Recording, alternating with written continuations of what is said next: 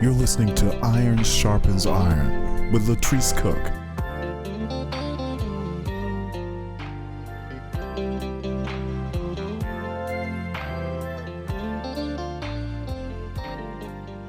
Good morning, KAZI listening audience. I am Latresse Cooke, your host for the Iron Sharpens Iron show, and I'd like to welcome each and every one of you listeners. Thank you so much for your support and your continued comments with regards to our show via Facebook. Remember that you can contact us this morning at 512-836-2887 or stream us live at www.kazifm.org and listen in that way. So we are just excited about these opportunities to be here. I'm also the founder and executive director of Melge Incorporated, and we assist the families and persons who have previously been incarcerated in a very big way. And so we are so excited about our opportunities here in Travis County and the city of Austin, and of course Bastrop and surrounding counties, and also being able to come to you on the first Thursdays of the month discussing issues that are pertinent to the populace who have been labeled felons in our community and their families who are looking for resources and information. So I'm always excited about opportunity and things to enlighten people and help people become empowered. And with those thoughts, our elections are coming into full swing, and I invited a guest to discuss with us his efforts to step up registering persons who have felonious backgrounds when the voting cycle begins, and the absolute last opportunity for you, the listener, to become registered, and where you can get registered at a location convenient to you. So, being that we're in this mode of the elections and so forth, I wanted to make sure that we covered this area for persons who may not be knowledgeable about what you can and cannot do. Bruce Elfont was born and raised in Houston, where his parents included him in their work for equal rights and social justice. After graduating from the University of Texas at Austin in 1980 with a Bachelor of Science in Communications, Bruce committed himself to public service. Bruce has been the Travis County Precinct 5 Constable since 1992, having been elected 5 times. Known for his work in the Democratic Party and numerous causes, Bruce is deeply involved in the community.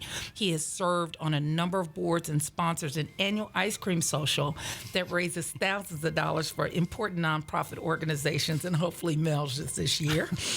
Elected to become the Travis County Tax Assessor Collector in 2012. So this morning, I am honored to have Mr. Bruce Elfont in our studio, making it through the weather that wasn't treacherous for Austin, unfortunately, but fortunately. And so more than 2 decades later, he continues to fight the good fight, making government more efficient, responsive to people's needs. So I would like to welcome you, Mr. Bruce Elfont, to the studio and the Iron Sharpens Iron program. Good morning. Well, good morning. It's great to be with you. Well, it's so great to have you. Of course, as you know, we are in a mode of the voting time and where people are able to look at candidates. And I'd also like to talk to you about the district, the new districting. So for our listening audience, first of all, can you explain what exactly your position at the Travis County Registrar is responsible for, as a Travis County Registrar is responsible for, and why was this position one that you sought to obtain? Well, the tax office has 3 duties that don't have anything to do with each other.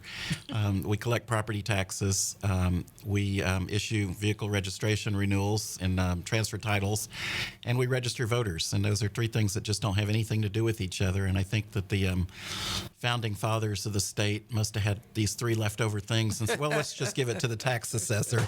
So we have a lot on our plate. And wow. Certainly I'm very passionate about voter registration. I strongly believe everybody ought to be registered and they ought to be voting.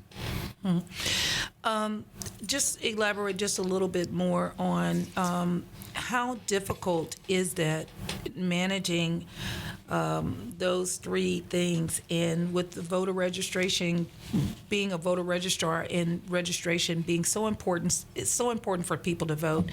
How much time and efforts are put towards that leg of the business, if you would? Well, we're trying to expand our efforts to register voters. I mean, I'm fortunate. I inherited a great office. I mean, Nelda Wells Spears did a wonderful job for 20 years, and we're just trying to take it to the next level. What we found in Travis County is that we kind of peaked out in terms of voter registration at about 2000, and a little over 90% of eligible citizens were registered to vote in 2000. And since then, with the increased population growth in Travis County and the increasing amount of people moving within Travis County, we haven't kept up with the population in terms of voter registration. If you move and you don't update your voter registration, ultimately you're going to fall off the rolls. And so we want to do a better job of keeping up with people who are moving. We're encouraging the apartment managers to give out voter registration cards as people are signing apartment leases. And if you buy a home, that the mortgage and title companies give you voter registration cards. We're going to be encouraging the cable and the utility companies to give out voter registration cards. I mean, every time you move, we want to be touching you with a voter registration card and make it more automatic than it has been. How innovative is that? What is different under your administration about the efforts that you all are making to ensure more people become registered voter and then get out to vote? Well, we're trying to increase the number of volunteer deputy registrars that we have, and we've increased the number of trainings we've done. I personally did about 75 trainings last year. These are hour-long trainings to become a volunteer deputy registrar. And we will train anybody anywhere that they want us to come as long as there's 10 or more people. And so we go out into the community and conduct trainings. The first Tuesday of the month, we have trainings at the tax office at 10:30, 12:30, and 6:30. And we're at the Unitarian Church at 4700 Grover every Saturday at 10. Conducting trainings. And if there's a civic group or a church group or anybody who has 10 or more people and would like us to come out and do a training, we would be happy to do that. So in the last year, we've trained 2,400 volunteer deputy registrars, and we were able to add a record over 30,000 new voters to Travis County's voter rolls. So we're very proud of that. Wow, that's a tremendous effort in those numbers, really. Just the fact of the matter of committing to doing the volunteer training, that's tremendous.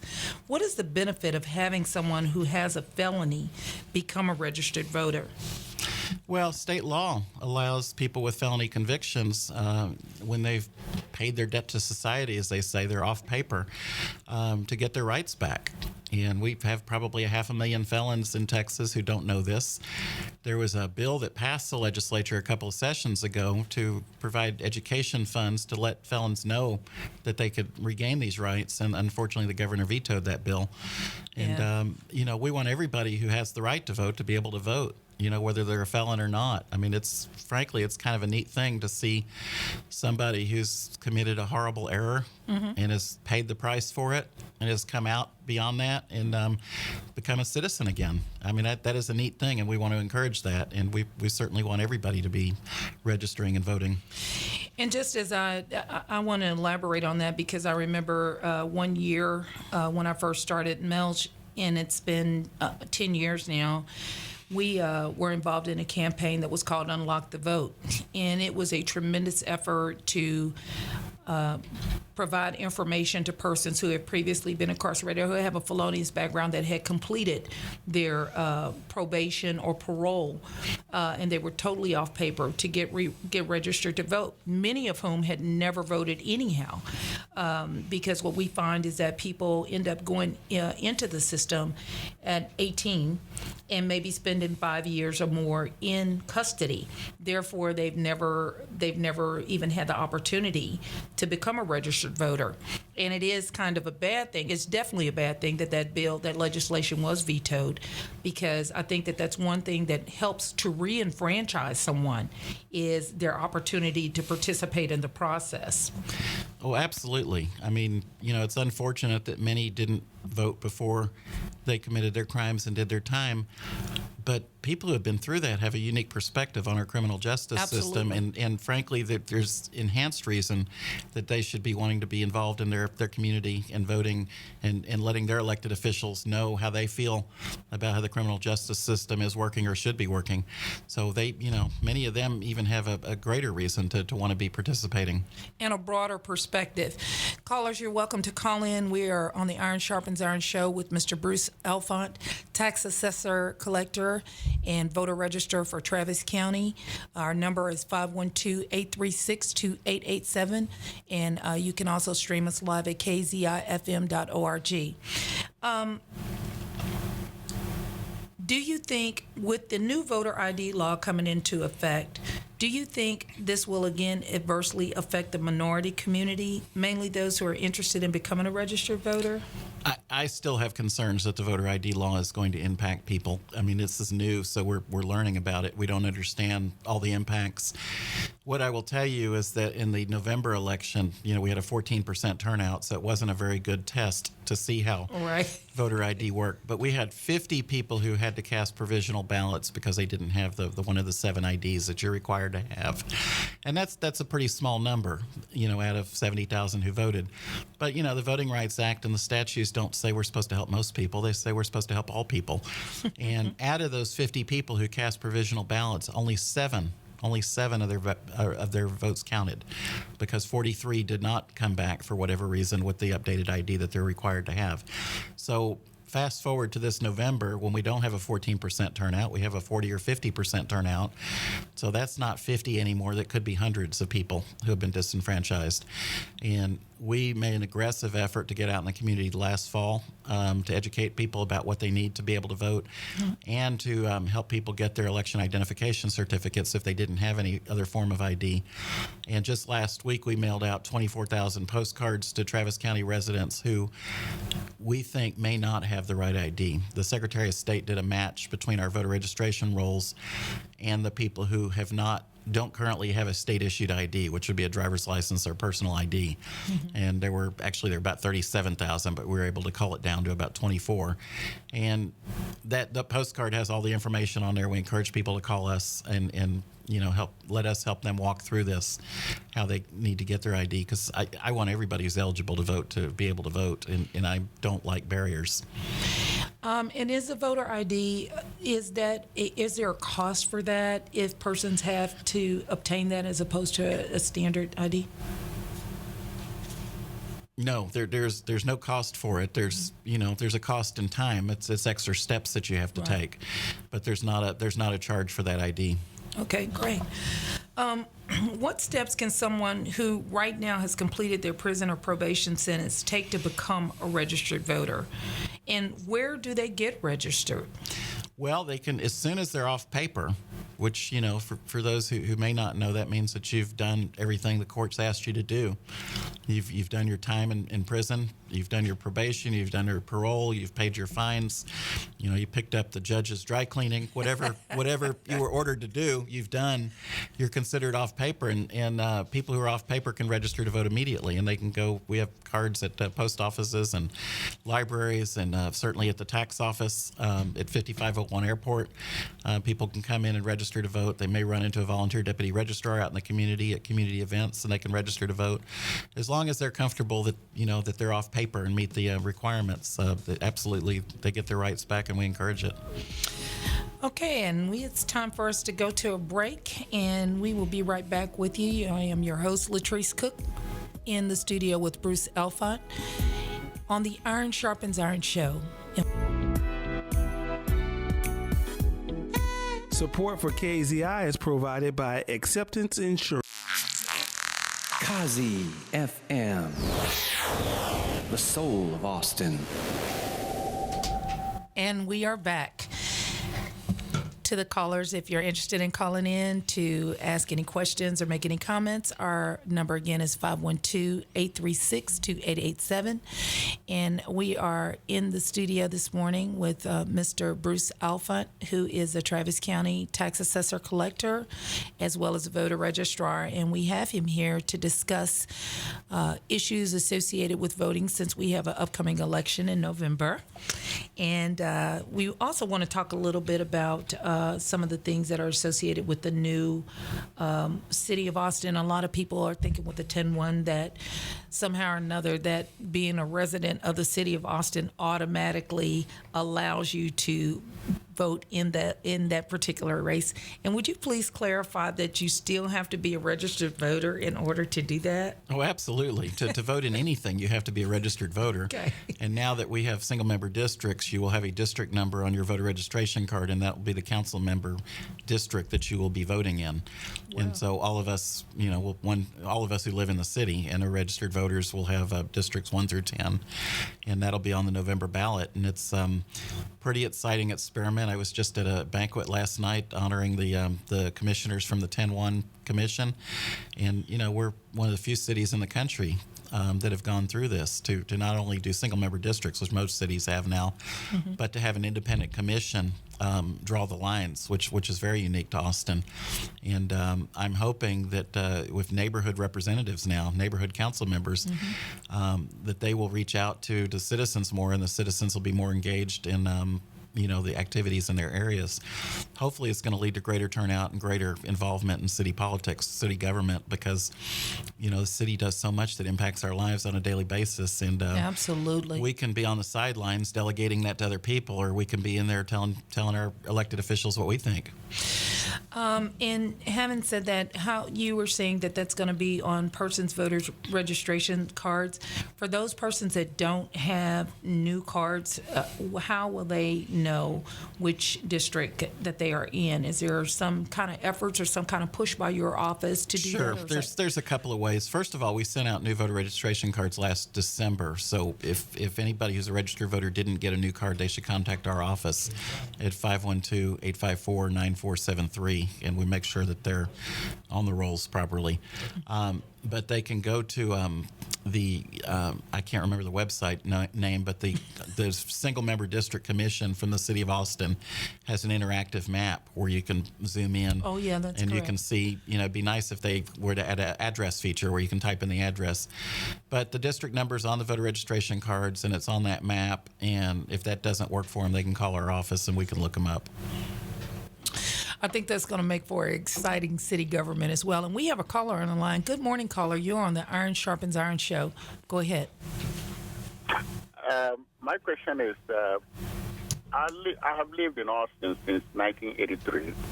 And because of maybe human mistake, I have done something wrong in the past, but through the justice system, the mistake was corrected and life continued in a positive way. And I have been wondering to know how I can be part of leadership among black or leadership for every race within our community, based on interest and willingness to represent especially the black community. But when I look at some of these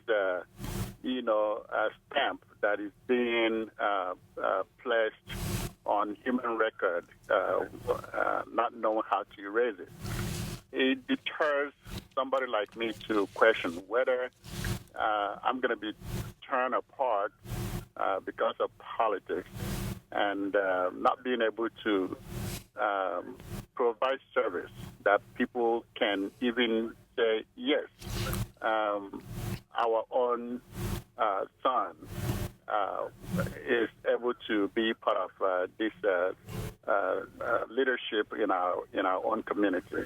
Okay. So the issue of how the justice system works makes it to look like when you are in India, there are people that they're considered to be caste.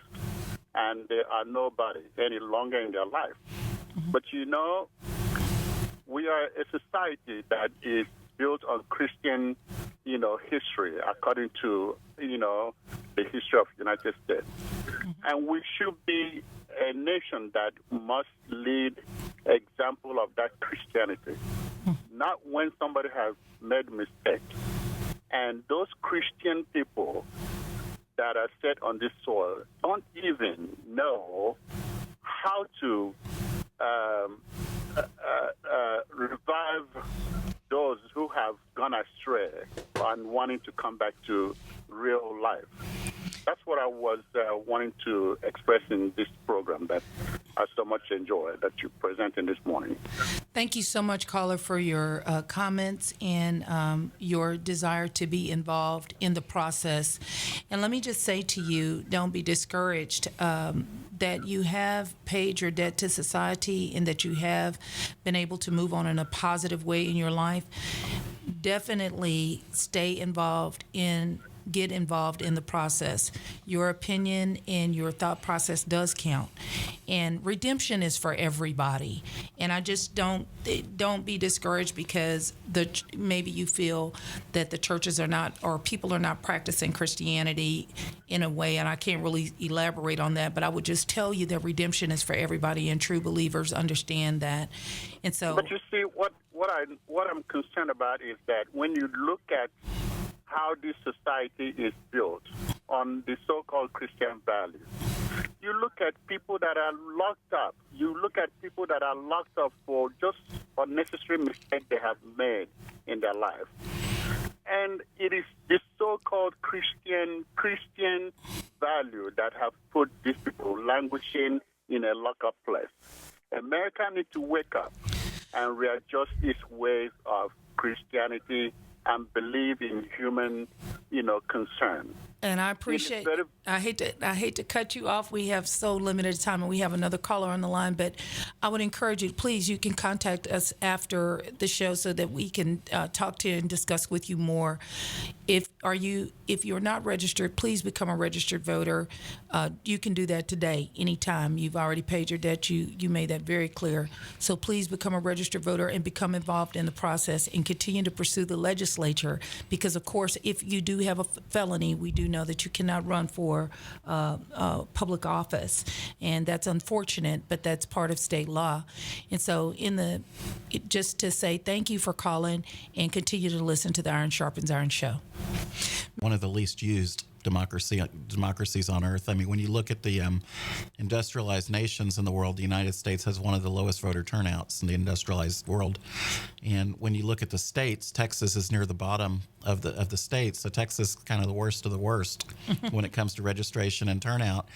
And when you think about the recent wars we've been in, Iraq and Afghanistan, whatever you thought about those wars, when they were over and they had elections, their voters went out and voted 79% and 85% respectively in their elections.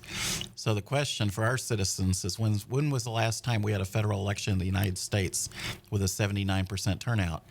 And the answer is 1876. And you couldn't vote then. Yeah. But for two reasons you couldn't vote. And so, it's one of the least used democracies in the world. And the lower the turnout, the less representative of the community the results are. And it's a right of citizenship to vote, but it's also a responsibility of citizenship to vote. And everything the government does impacts us. We had the elections last November. It's just constitutional amendments. We don't care about that. Well, there was water. Water was on that ballot. And if you're younger than I am, that's going to be a real crisis in Texas. That's going to be the biggest issue in Texas, water. Whether we started to do something or not was on the ballot. Affordable housing was on the ballot. For students who are coming out of school, I don't really care about these things.